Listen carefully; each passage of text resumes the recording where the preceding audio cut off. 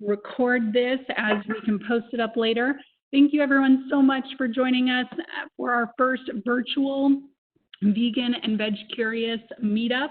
We have hosted these for the past 2.5 years, and this is our bringing ourselves into the Corona age with a virtual meetup on a very important subject. So without further ado, we're first going to hear from the Borough President, and then we'll hear from Dr. Neal Barnard. Thank you so much, Rachel, and I believe everyone that's on this meetup is extremely in for a very informative and timely conversation. Dr. Barnard is a person that I have deep admiration for what he has done for so many years, and it's as though this conversation is extremely timely, because many people believe that dealing with COVID-19 means you have to just cross your fingers and hope that someone doesn't sneeze on them, or this mysterious virus is on a doorknob or inside some place that you are visiting. And there's a level of hopelessness that is pervasive not only throughout New York City, but throughout the entire country and the globe. But there are things we can do to improve our chances of having a stronger body to respond to them. We can be a host for one or two things. We could be a host for nutrition and health, or we could be a host with compromised immune systems where disease will flourish and grow. And although food is not going to guarantee one won't get some form of virus or cold or flu, but it's clear, the evidence is clear that the more we eat a healthy diet, what I consider to be a whole food plant-based diet, the more we will have opportunities to have a qualitative life and to enjoy our loved ones and our families and lead by example. And no one really does a better job of explaining this than Dr. Barnard, and we are really such an advantage that this first WebEx cyber meetup is going to have the speaker like him. Some of the work he has done and how he has continued to push this conversation forward is amazing. And he demystifies the term you're all hearing now, pre-existing conditions. This is nothing fancy about it. It's the diabetes, the heart disease, the respiratory issues, and all of those things that have been part of our lives far too often. And I'm sure he's going to go into this conversation during his presentation. So again, I want to turn it over to my friend and just a person that is attempting to heal children and families in this country and across the globe, Dr. Barnard. Thank you very much. Let me make sure that I can share my screen. Rachel, would this be the time for me to show a PowerPoint? Let's do it. Okay. Now, I do see the share button, but it doesn't seem to be allowing me to share. Is there anything that it is allowing you to do?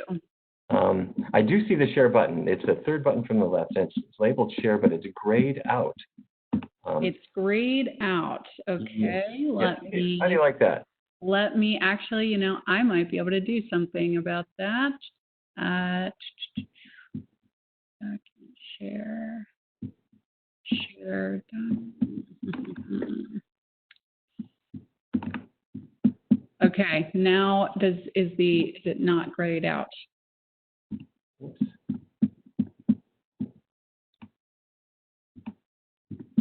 There we go. Okay, love it.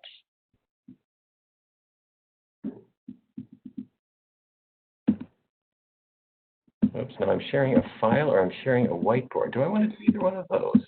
You want to share, well.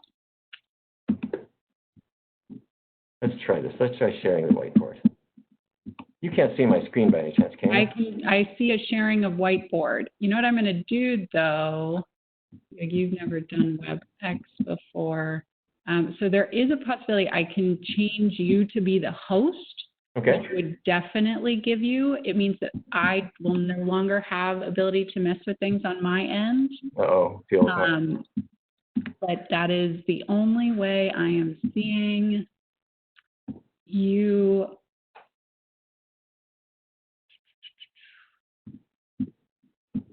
Yeah, it's saying, because it says your privileges are, you can share any document. So I'm going to change you over to being the host, okay?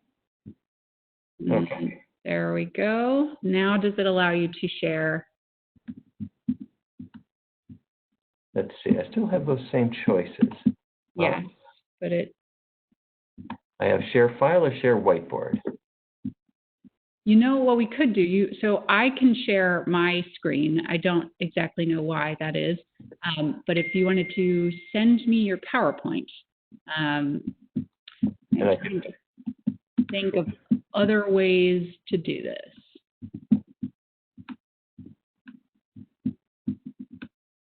And thank you, every Brooklynite who is on here, for dealing with our technical difficulties.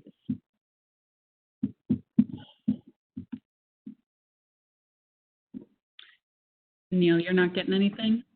Would the thing be for me to send you the PowerPoint? Send me the PowerPoint. Let's do it. Okay, now it might be kind of humongously, I'm sorry to say it's huge. I am connected to the government internet. I am hoping. Yeah, no, it's too big to send. It's too big to send. What I can do is, if you can see my face, I'm happy to create you're now small, so you have to stop sharing your whiteboard. Can you go to share content and take that whiteboard away?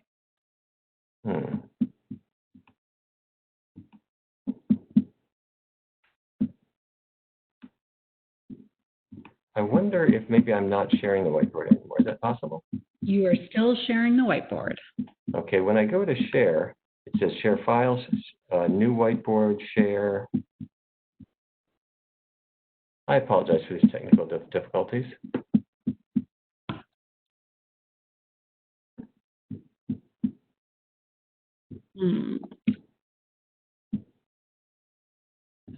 Sorry, I'm not seeing the Try sharing the file. Try sharing a file and open up the file through WebEx.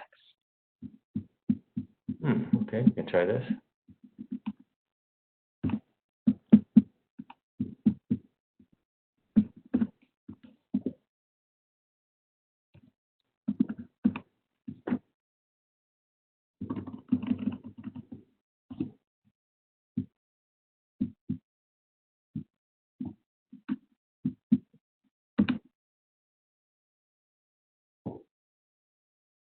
Nothing?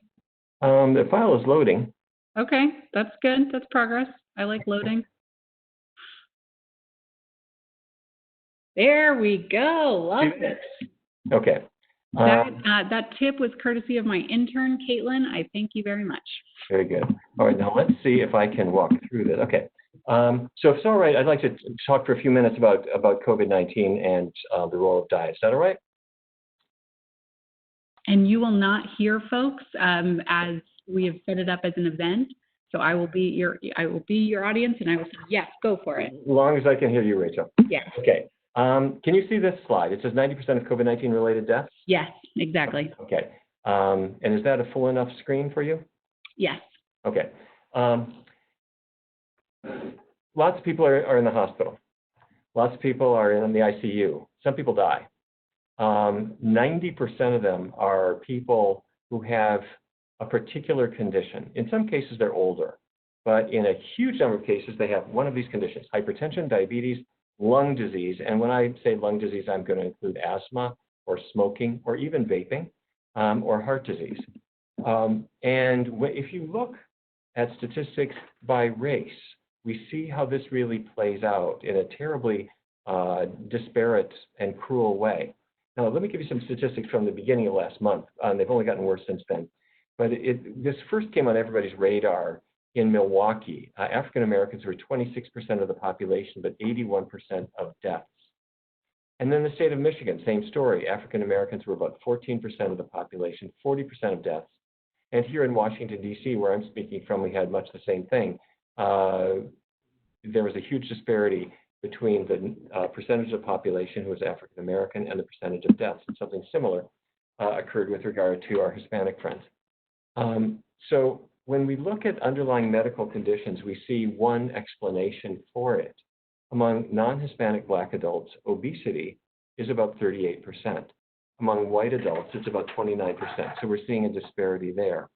Among diabetes, we're seeing 12% versus 7%, and another disparity. And then when it comes to high blood pressure or hypertension, we see much the same kind of issue, this cruel disparity.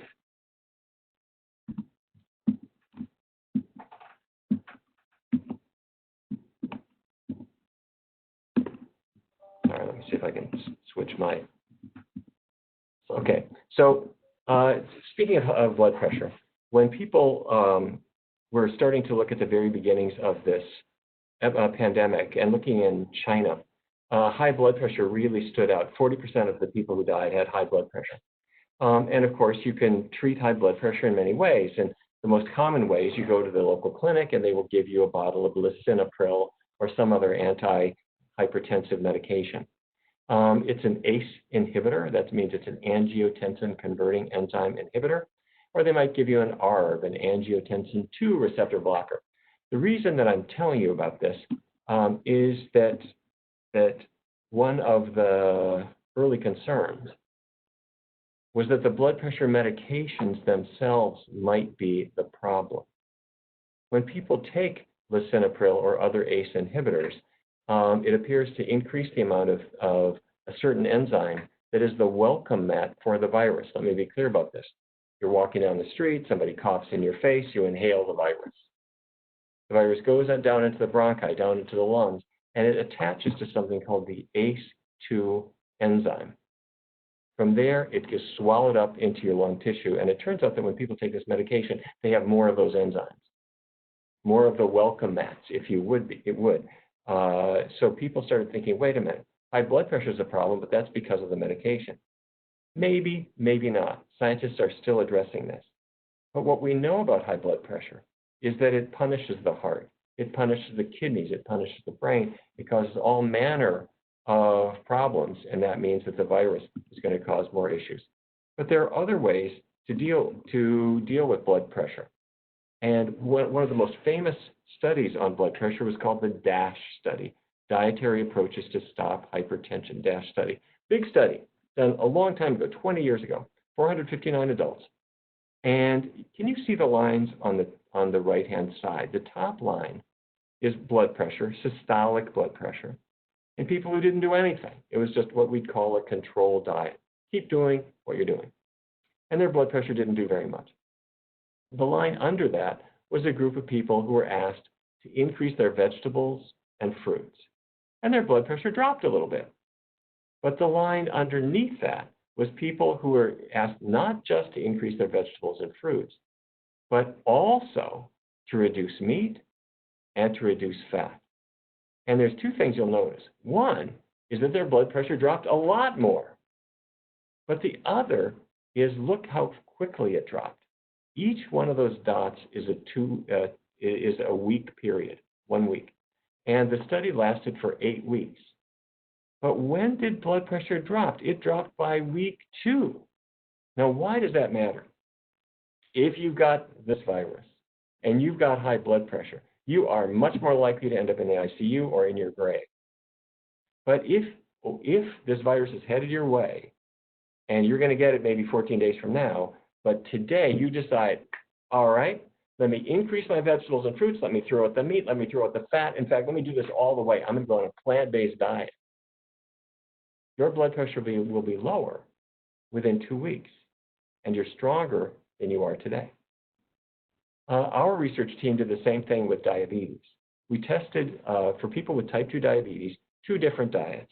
One was a more conventional diet based on cutting calories, trying to lose weight, limiting carbohydrate. That's the red line here. This is hemoglobin A1C, or just A1C for short. It's a measure of your blood sugar control. And as you can see, blood sugar went down. That's the red line. It's improved. The blue line is a vegan diet, because the federal government had asked our research team to test a vegan diet against a conventional diet. What we discovered is that it improves blood sugar much more quickly and much more deeply. So by about 11 weeks, the blood pressure, the A1C rather, was down by about 1 full absolute percentage point, and it continued to improve after that point. Now, why does this matter? Because it's not just hypertension, it's also diabetes. In fact, a brand new study that just came out looked at people in China in the very first group of people who came down with this virus. And what they found is that people who had diabetes were much more likely to die of this condition. However, if they had diabetes, but the diabetes happened to be under good control, their risk of dying was cut dramatically. The difference was huge. The death rate among people with diabetes in poor control was 11% mortality. Among people who had a history of diabetes, but it was now under good control, it's about 1%. Okay, so it's making a vegan diet sound pretty good. If I can use it very rapidly to get my blood pressure down and to get my diabetes under better control, what that means is I may get the virus, but I am much less likely to die of it. Now, a big caution here. None of this means that we don't use social distancing, hygiene, masks, and whatever else is appropriate. We do. But all of those things are designed for one reason, to keep one person from spreading the virus to somebody else. They fail. These measures fail quite often. And if they fail, if I have uncontrolled high blood pressure, diabetes, obesity, all these things, then I'm in trouble. Okay. So what should we really be doing about this? Let me share 3 quick steps that sound like no-brainers, except for whatever reason, people are not paying attention to this. It's a lung disease. COVID-19, it's a lung disease, but 1 in 7 Americans still smoke cigarettes. And stopping smoking leads to improved pulmonary health within 6 weeks. Your lungs are healthier. This is important. People who smoke or people who vape are more likely to catch viruses and have viral illnesses. Okay, step 2, optimize your medications. If you're on medications, an awful lot of people don't take them as ordered. A lot of people don't even bother to fill their prescription. And sometimes people are over-medicated. So what should we be doing? If you're on medications, call your doctor or your caregiver and say, I want to make sure I really need the medications I'm on, and if my prescription has lapsed, let's get up to date. Your doctor might say, well, maybe you don't need your medications anymore. If you'd gone to a vegan diet and whatever, maybe you no longer require so much insulin or metformin or whatever. But the point is, sort it out and make sure you're on the medications that you need and not others. But number 3 is the most important, and that's implement diet changes. Diet changes can improve hypertension and diabetes within just a matter of weeks. Okay, so I've been making a case now for a low-fat vegan diet. A low-fat vegan diet has been proven to lower blood pressure, improve diabetes, but other things too. It reduces body weight and keeps it up permanently, and it improves plasma lipids, cholesterol levels dramatically. But I want to cheerlead for a couple of specific parts of the diet. Now, let me start with a kind of a fun one, and that's garlic. Now, I have to say, I personally have been a garlic skeptic. There have been all kinds of promotions for garlic, and I thought, people say it's a blood purifier and whatever. That can't really be true. However, there was a good study. It was done back in 2001, 146 volunteers. They took either garlic or a placebo for 12 weeks, and the garlic was packed into a little pill so you couldn't tell what it was, and the placebo looked just like it. It was a dummy pill. And it was given for 12 weeks, 3 months, right during cold season. And it turned out that the people who took the placebo, the dummy pill, this whole group of people had about 65 colds between them over a 12-week period. But the people with garlic, they had about 2/3 fewer. And then the question was, are you sick?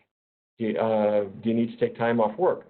And the placebo people, 366 sick days. The garlic people, only 111.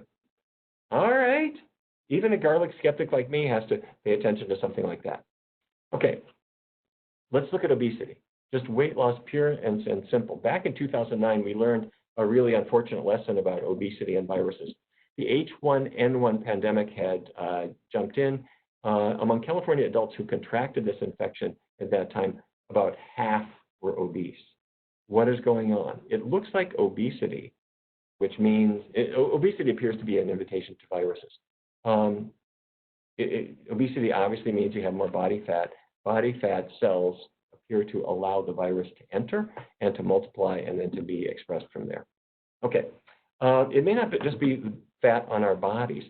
Fat that we eat might be a problem as well. And you should see how these experiments are done. Researchers will take volunteers, they'll feed them high-fat diets. And what they find is that your white blood cells don't work so well. To be clear about what we're talking about, if I take a blood sample, you see all the red blood cells. Their job is to carry oxygen to your body tissues. But your white blood cells are in and among them. Those are your soldiers. They are there to knock out invaders, a virus, a bacterium, even a cancer cell. But those soldiers can't work in an oil slick. If you eat a lot of greasy foods and you have grease in your blood, your white blood cells don't work very well. But researchers have gone further. They've not just fed fatty foods to people. They've also tested on the lab bench white blood cells that have been isolated. You add fat to them, and they're not as able to swallow up viruses as they were before. They've even gone so far as to drip fat into the veins of volunteers. In all of these research designs, what you find is that fatty diets reduce white blood cell activity. Now, dairy products are an interesting thing. Many, many individuals have said, when I got away from dairy products, when I switched to rice milk or almond milk or oat milk or hemp milk or soy milk or whatever, my asthma cleared up. I got a lot better. What they're saying is that somehow getting away from cow's milk, their breathing was better. You hear parents say this. My child had asthma, but my child stopped consuming dairy. Their asthma improved a lot. They're not using their inhaler so much, or maybe it went away completely. So researchers then actually have tested this in a more organized fashion. A very good study in children with asthma. They excluded both dairy products and eggs and found that their peak expiratory flow rate improved. What is that? That means their ability of the lungs to exhale, to breathe out. That's what's impaired in asthma. And it improved significantly. Now, we need more research on this, but if you have asthma or have a child with asthma, run. Do not walk to a completely dairy-free diet and see how you do. Now, there are some vitamins and some minerals I wanted to talk about a little bit. Vitamin C, you know already, it's in citrus fruits, but it's not just in citrus fruits. It's in lots of vegetables. Broccoli, doesn't want to brag, but it's got a lot of vitamin C as well. And vitamin C does seem to reduce colds. Vitamin D, vitamin zinc, and zinc, let me come to these in a minute. On vitamin C, there was a good UK study. They brought in 57 older folks. They either already had bronchitis or bronchopneumonia, that's your lungs are infected, and they gave them vitamin C, not very much, just 200 milligrams. If you go into the drugstore, they'll sell you 500 milligrams, 1,000 milligrams, 200 milligrams a day is not much. Or they gave them a dummy pill, and they tracked them for the next 4 weeks, and they found that there was a significant benefit of vitamin C supplementation. Now you might say, wait a minute, which foods can I eat? Well, you already know the answer. Eat your fruits and your vegetables. Citrus fruits are the best known, but there's plenty of others too. Okay, vitamin D. Vitamin D comes naturally from the sun. And vitamin D is something that you need for absorbing calcium from the foods you eat. It also is a cancer preventer. But researchers have looked at vitamin D and respiratory infections. And what they found is that when you supplement vitamin D, it will reduce the respiratory infections a bit, about 12% in this study, but in some studies considerably better. Where it really works a lot is for people who aren't getting sunlight. They're low in vitamin D, and then you supplement them, bringing them up to where they should be, and the anti-infection effect seems to be really quite good. Where do I come down on this? If you are living in a tropical paradise, you're right near the equator, you're getting plenty of sun all the time, you may not need to supplement vitamin D at all because sunlight on your skin makes it. However, let's say you're living in New York City, it's wintertime, or you're staying inside all the time. You might want to take a supplement. How much? 2,000 IUs a day. That's 2,000 international units. Most authorities would say that's the right amount. Zinc. You know about zinc. Zinc became famous thanks to one specific product, and that's called Cold-Ease. I have no interest in this, no commercial interest in this product, but the Coldies manufacturers started doing all kinds of studies to prove that their product works, and the thing is, it does. When people start at the time when they've got cold symptoms, they've got a cold virus, they start taking, it's called zinc gluconate, they do have not only a reduction in risk of infections, but they also, it shortens the cold. So it doesn't seem to stop the cold from happening, but it makes it much less of an issue. Again, you don't have to take it, and I would caution you against vitamin D overdose, because that can be as bad as being low in vitamin. I'm sorry. I would caution you against a zinc overdose, because if you take too much or too little, it's not good. The last thing that I just want to mention really quickly is, what if you're trying to find a doctor who is sympathetic to this kind of work? And if you don't mind, I just wanted to mention a resource that we have available. This is a nonprofit resource here at Barnard Medical Center. We are able to provide telemedicine, not just in California, Missouri, Virginia, Washington, D.C., but also the entire state of New York. If you go to barnardmedical.org, you can click to have somebody make an appointment for you, or you can call the number on your screen. It's 202-527-7500. We take all typical insurances, or we'll see people who don't have insurance. And once again, this is a nonprofit venture. I take no salary for any of this, but it's something that I wanted you to know about in case it's helpful to you. So let me stop at that point and see if there are questions or comments that anyone would like to raise. And so this is a wonderful time for folks to learn the comment section in the chat box. I know we've had a few folks at the beginning talk about, is this the right event? You're in the right event, but we have not had any questions thus far. Okay. So I would love to open that up to folks. If you go to the Q&A section, that will indeed take you to asking us a question, and then both Dr. Barnard and I will see it. So our first question from Dilip. Hi, Dr. Barnard. What is the dose for vitamin D? The vitamin D typical dose for supplementing is 2,000 international units a day. Now, that's above the recommended daily allowance that the government sets. But when researchers have looked, how much do you really need to be effective, and how much becomes dangerous? 2,000 international units a day is what most authorities come down on.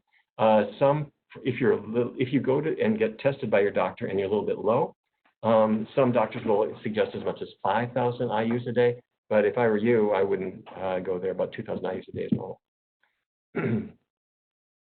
And if there are, I'm sorry, there are other questions. The resources for someone. Can you provide some resources for someone seeking to transition to a whole food plant-based diet? How do we get started? Oh, what a great question. We see this all the time. We have seen thousands of people here in our research studies and in our clinic, and they say, I want this. I want to get rid of my diabetes, or I want to improve my blood pressure, or I would like my spouse or my father, my mother, my kids to get better. What do I do? And let me describe two things. First of all, some resources, and then the process. One of my favorite resources is a free app. It's called the 21-Day Vegan Kickstart. If you have an iPhone or an Android, just go to where you get your apps and look at 21-Day Vegan Kickstart. It's free, it's in English, it's in Spanish. And just as the name says, it's 21 days of menus and recipes and cooking videos to get you going. Works very, very well.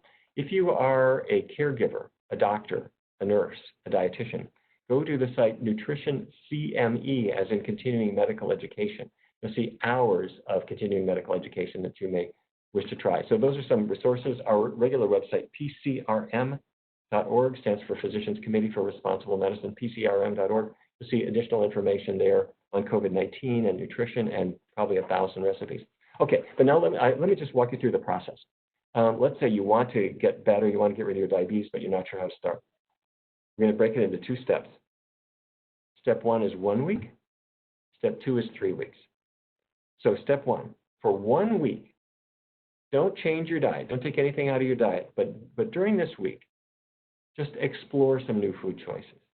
What would you eat if you actually were following a vegan diet? Okay? And I want you to think of breakfast, lunches, and dinners. So for breakfast, every day I normally have cornflakes with milk, So if I can't have that, I've got to have almond milk or soy milk or rice milk. Fine. If you never tasted it, go to the store, pick it up, see what you like. For lunch, every day I go to Subway. Well, so now I'm going to try their vegan sub. Okay?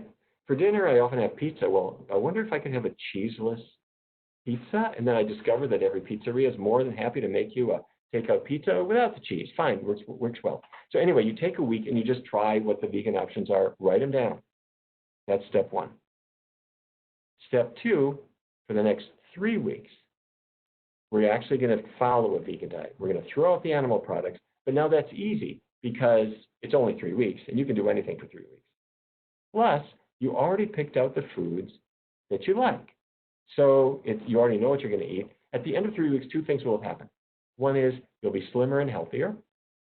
Your blood sugar will be improved. All these things get better. But your attitudes about foods change. The way you feel about foods is dramatically different. So give it a try. 1 week, test out the possibilities. 3 week, test drive. See how you do. Okay, another question is, what about turmeric? Does it benefit like garlic?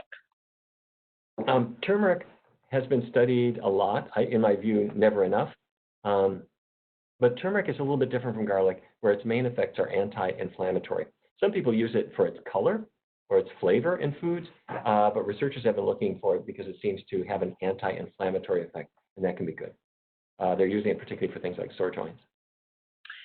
Dr. Barnard, I have been 100% plant-based for 3 years and am feeling great. However, I've tried to go no oil and find it difficult to get enough calories in. I run 25 a week and am generally very active.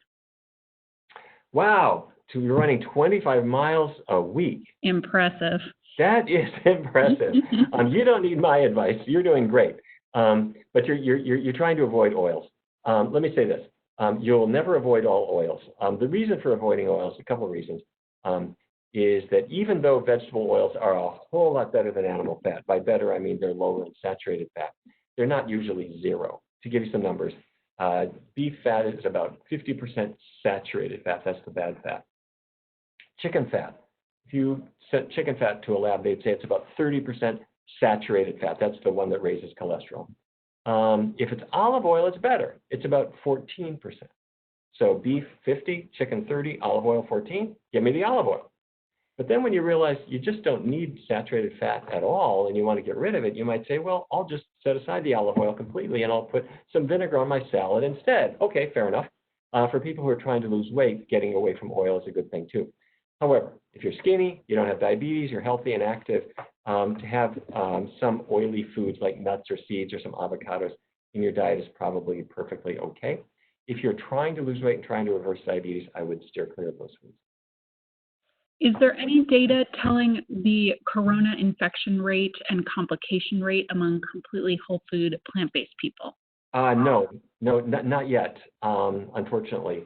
But it would be an interesting thing to see. And what we do know is from past looks at other viruses, people who consume a fair amount of vegetables and fruits are not less likely to get infected, so far as we can see. But they are less likely to do badly, it would appear. This is not COVID-19 because COVID-19 is too new. It hasn't been studied in that way, but other viruses have been. And I have to say there was an extremely curious report that I found in the medical history literature. This comes from 1918. 1918 was a parallel to today. There was a virus. At the time it was called the Spanish flu or Spanish influenza A, and it appeared to come from poultry farms. It looked like COVID-19 apparently comes from bats. The influenza, the Spanish flu, apparently originated in wild birds that gave it to domesticated poultry and then it infected people. It killed 50 million people worldwide. Terrible disease. And it ravaged the United States as well as everyone else. Huge mortality. However, back in I happened to find a newspaper article from 1918 from the town of Hutchinson, Minnesota. And they were saying that there was a seminary there, a religious like a institution, like a university, I guess, where the virus entered. And like every place else, it infected a lot of people. They had 120 students and faculty living there. 90 of them picked up the virus. Except, unlike every other place, nobody got very sick. Nobody developed pneumonia, and nobody died. And so the newspaper article was, what the heck is going on? Why is it that the people living there didn't have, if they got the virus, they didn't get very sick?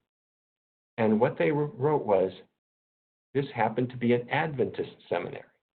Now, what's an Adventist seminary? Well, when I was a kid, I had no idea what any of this is.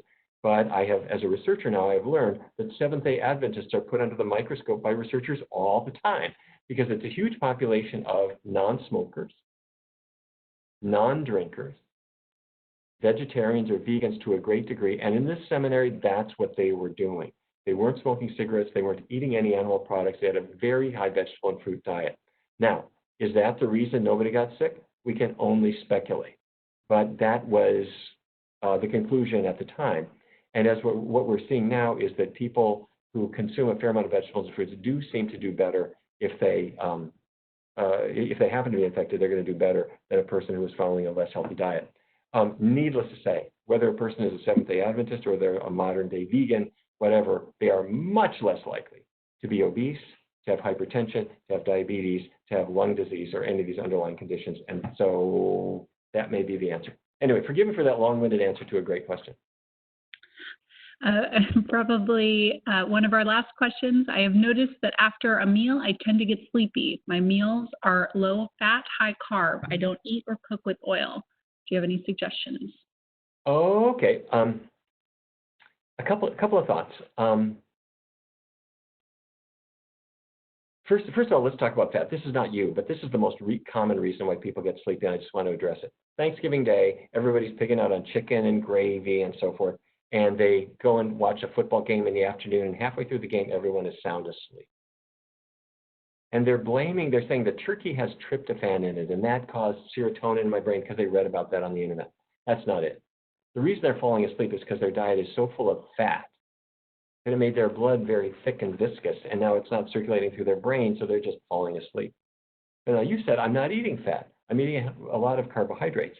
It may well be that what's happening is, depending on what you're eating, if it is a fair amount of sugar or refined carbohydrates in particular, what often happens is that triggers the brain to make more serotonin, and that will make you sleepy. If you added to your diet, let's say it's breakfast, and you had a bagel, a lot of carbohydrate, not much protein, that triggers the brain to make serotonin, makes you sleepy. Let's say before you ate the bagel, you had a slice of tempeh, grilled tempeh. You know what I'm talking about? Fermented soybeans, or tofu, or veggie bacon, or veggie sausage, or even beans. But anyway, some kind of food that has plant protein in abundance. Eat that first, then eat the high carbohydrate foods, and what you discover is you don't fall asleep, you don't feel sleepy. Why? Because plant protein blocks serotonin production.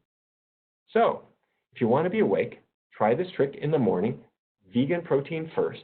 Again, tempeh, tofu, beans, veggie bacon, veggie sausage, that kind of thing, or even soy milk will work. Have that early in the day and early in the meal. Have your high carbohydrate foods after. If it's evening and you want to go to sleep, do the opposite. Leave out the plant protein, go high carb, you'll sleep easier. If it's the middle of the night and somebody honked their car horn and it woke you up and now you can't go back to sleep, and you're tossing and turning and you realize your eyes are not closed, you're staring at the ceiling, get up, go to the refrigerator. This is the one and only time Dr. Barnard says, go ahead and have some white bread. That carbohydrate will make the serotonin in your brain. You go back to sleep. There you are. So how was the reception of your last book, and do you have any plans for another? I feel like you have written on so many topics. What is left to cover? Well, if you like, I can give you a little preview. Can I share my screen with you? Absolutely. Let's try that again. Okay. Let me give you 7 or 8 minutes on this, if you don't mind. Yeah, would love that. Okay. Just before COVID-19 came out, I came out with a book called Your Body in Balance, and it's all about how foods affect hormones. And I wanted to show you, this is a picture of Robin. Robin was a young woman. She called me up and she said, Dr. Barnard, I can't get out of bed. She had menstrual cramps. A lot of women have cramps, but for maybe 1 in 10, they are so severe, you just can't function. You're not going to work that day. That was her situation. And she said she wanted me to give her painkillers. I said, well, I can give you painkillers, but let's do that for a couple of days, but what are we going to do to stop this from happening next month? As she was talking, I realized something. There had been research studies looking at women who were trying to prevent breast cancer. Breast cancer is fueled by estrogens, female sex hormones in the bloodstream. These female sex hormones enter the breast cells, turn them into cancer cells, and the more estrogen in her blood, the higher risk of having breast cancer. But the researchers discovered one really important thing.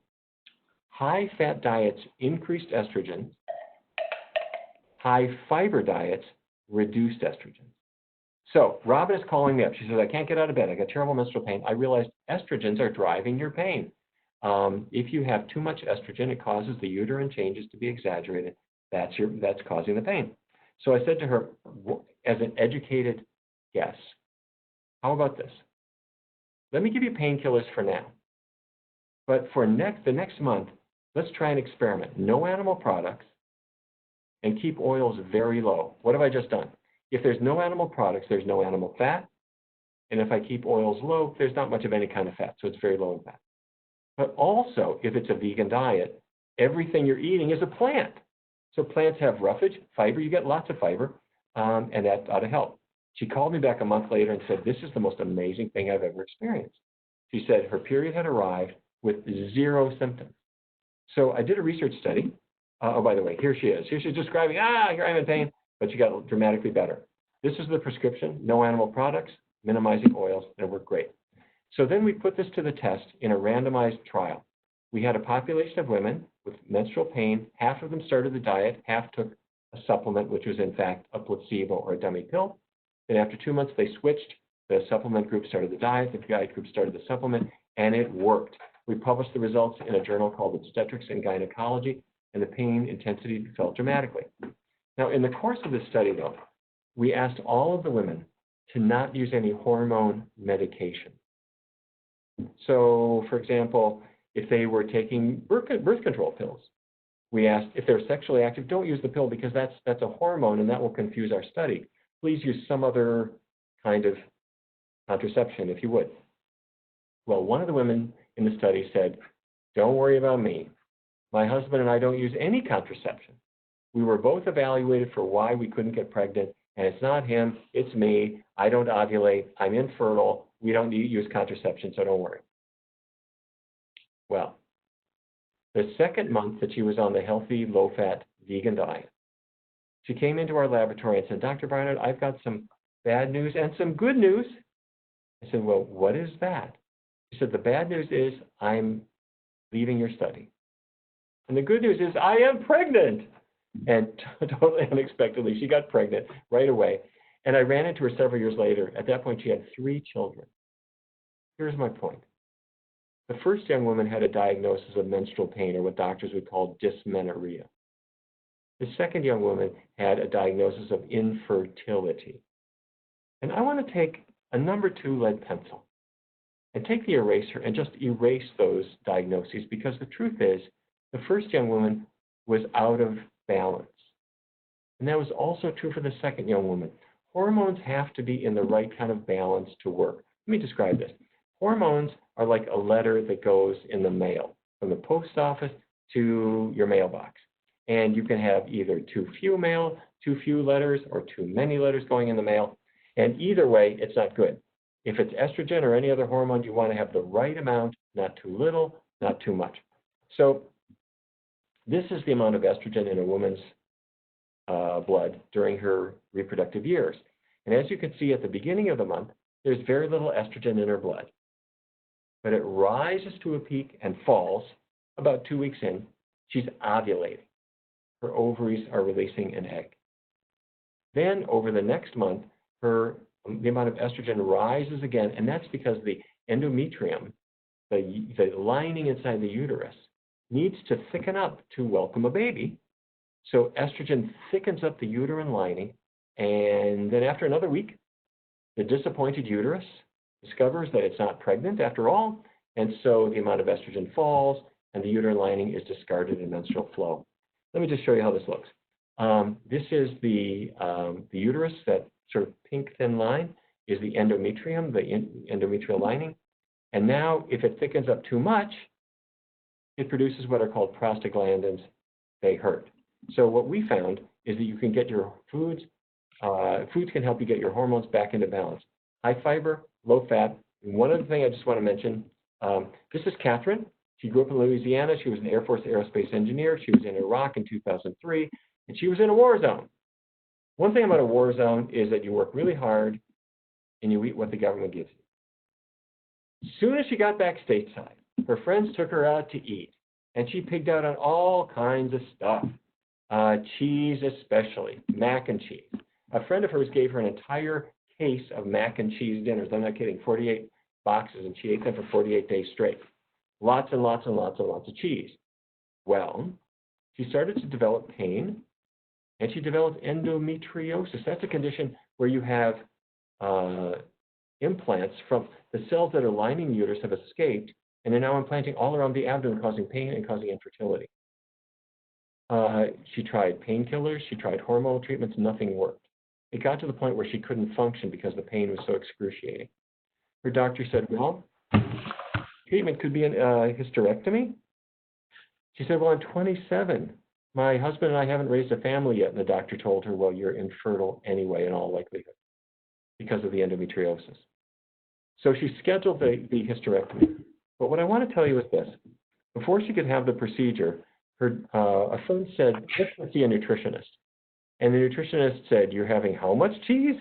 Stop doing that. Start this low-fat vegan diet, the diet that we had already shown to stop menstrual pain. She did, and her pain started to improve. She dutifully, however, showed up 6 weeks later to have the operation, and she was anesthetized. The doctor put her under, and an hour later, she woke up in the recovery room. Her doctor was saying, Catherine, I need to talk to you. I looked inside your abdomen through a laparoscope, and I was amazed. Your endometriosis was essentially gone. So I didn't do the hysterectomy at all. You still have your uterus. You had a lot of scarring where the endometriosis was, and you had some adhesions that I had to remove. But because I've done that, I think your pain will now be gone, but your endometriosis is effectively gone. So what am I talking about? What I'm talking about is that not only had she switched to a high fiber diet that helps you eliminate excess estrogens, a low fat diet that also helps, but she had also dumped the cheese. And cheese contains the hormones that the cow made. There she is with her 3 kids now. She never had the hysterectomy. She's now one of our Food for Life instructors. And just really quickly, cheese has lots and lots of hormones in it. If you look in a cow's body, they produce lots of estrogens because they are impregnated annually, and they are milked during their pregnancy. And then the estrogens end up in the milk, and you're going to consume it. If you're a man, this can affect your fertility. It can affect your sperm count. If you're a woman, it can increase your risk of breast cancer. So let me stop at that point. Your Body in Balance is my new book. It talks about sex hormones, obviously, but there's also a big discussion in thyroid hormone. And my favorite of all is the hormone insulin, because we've shown that if you have type 2 diabetes can be improved and often reversed. In all of these cases, a low-fat, completely plant-based diet is the way to go. And let me stop at that point. Wonderful. Thank you so much, Dr. Barnard. If there are any further questions, we have the chat box. The questions come directly to Dr. Barnard and myself. But without further ado, thank you so much for joining us virtually. We are saddened that you were not able to grace Brooklyn Borough Hall, but indeed your work is so important, and we are so excited to stand with you. For those who didn't see, the Borough President and Dr. Barnard penned an op-ed together that was published last week. I'll be putting that in the notes when we upload this to YouTube as well, as you went over some of what was in the op-ed. So I see we're getting a couple thank yous in the chat box. Thank you all so much. Thank you for joining and spreading the word about good nutrition. So with that, thanks, Dr. Barnard. Have a lovely evening, and we'll be posting this on YouTube in a few days. Very good. Thank you so much. Yeah.